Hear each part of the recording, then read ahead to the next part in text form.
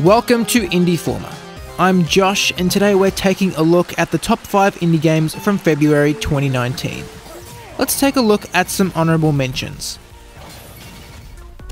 Go on a death-riddled journey to sprawling alien environments and fight your way through hordes of enemies and epic boss battles. Procedural generation, over 100 weapons and items, and mods. Who doesn't love mods? Play as the police or the rioters in Riot Civil Unrest. Striking visuals and a subject that isn't talked about enough in the media. But does this game accurately represent these issues though? With bugs and issues, it's missed the mark for some on 1.0 release, so do your research before picking this up. Releasing at the very end of January, Sunless Skies is a sequel to fantastic indie Sunless Sea.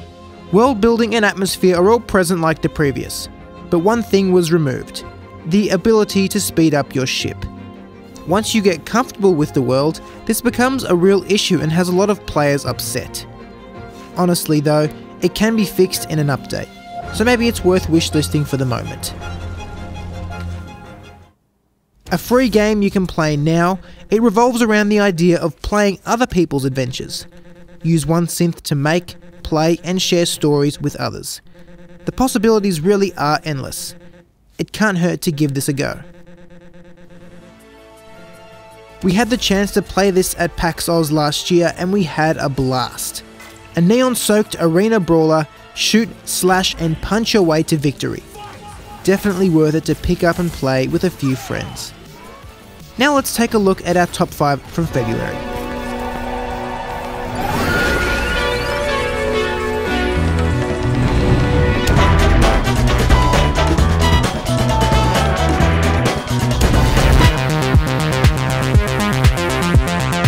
We were introduced to this game at PAX Oz last year. There it was, just standing alone, so we gave it a go. We experienced it with an arcade setup, clicking buttons to move the light. It was fun, fast-paced and difficult. Having now had the chance to play it some more, I can say that it's really hard. Vein-popping, headache-inducing, hard. It's fun to begin with, and the concept is great. But this game is for masterers. If you want to get uber good at a game, this is one to add to your list. It counts your deaths and time and places it on leaderboards for everyone to see. The aesthetics are great, the music is perfect, and the controls are extremely responsive. Jump grid is simple, and I'm glad I came across it. There are many games today trying to tell a big story or show off something spectacular. Jump grid strips back to basic arcade gaming, and I love it.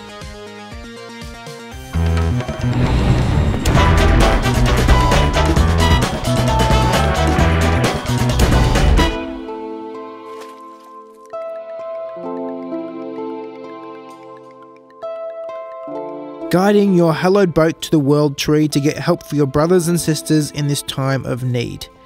The Treehouse Man combines multiple genres together wonderfully along with customization and solid pixel art. Travelling through a swamp with random enemy encounters that range from bullet hell to turn-based strategy. Comparatively, it's a bit like Undertale, but the Treehouse Man stands its ground. It's smooth, polished, and has great music to accompany it. The progression is fair. The deeper into the swamp you go, the harder it gets. It'll take anywhere from 8 to 12 hours to complete, and it's a solid package once you're done.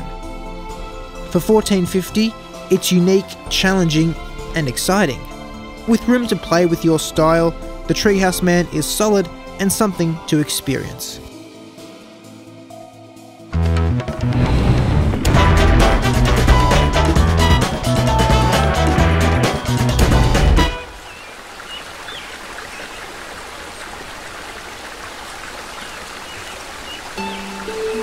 Striking to the eye, each shade almost looks real.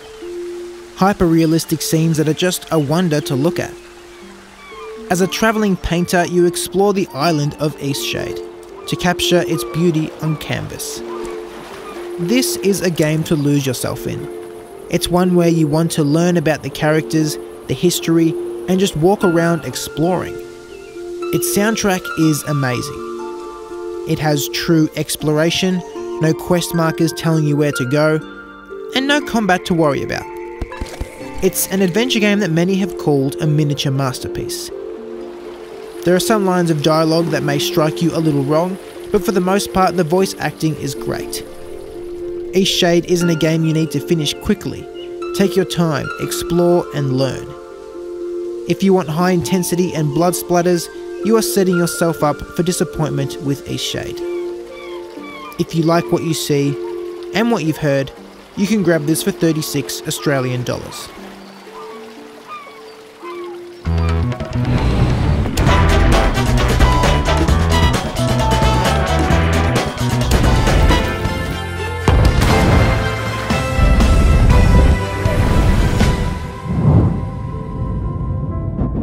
The mixed reviews may have you confused on Steam.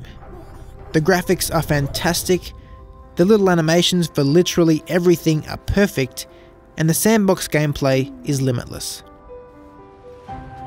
As a game, Astro Near does everything really well, and I can't complain except for the fact that there are no enemies, which kind of separates you from these planets. There's no real danger aside from suffocating, which isn't a big deal if you know where you died. You just go back and pick up your backpack. The multiplayer is great. I had an easy time connecting with friends and exploring the planets. But I had to uninstall this game.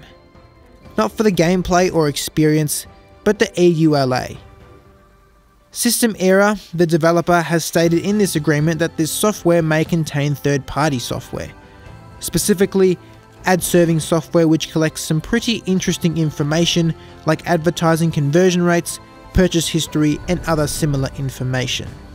They use this to direct accurate advertising to you, which I find very interesting because this isn't freeware.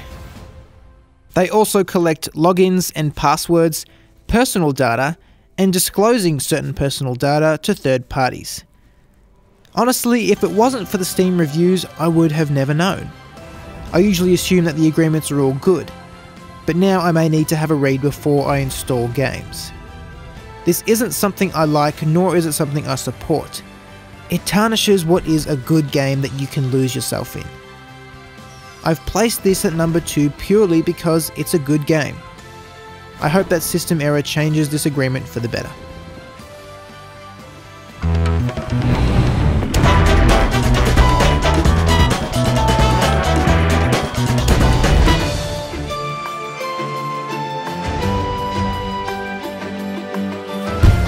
The modern Advance Wars. Perfect pixel art and animations, great dialogue and just enough voice acting to give the game some character. If you haven't played Advance Wars, I'll give you a quick overview. Each team has units, ranged, melee, aerial, that can move a certain amount of spaces, and if they get close enough to the enemy's units, you can attack them. First to defeat the other wins. Pretty simple. It's turn-based combat in its most basic form. Move, attack, wait, repeat. Wargroove takes that idea and modernises it with its graphics and enemies. The campaign mode is terrific and gives you a great understanding of how to play and how units work. Where this game shines though is in its campaign creator and even more than that, online multiplayer.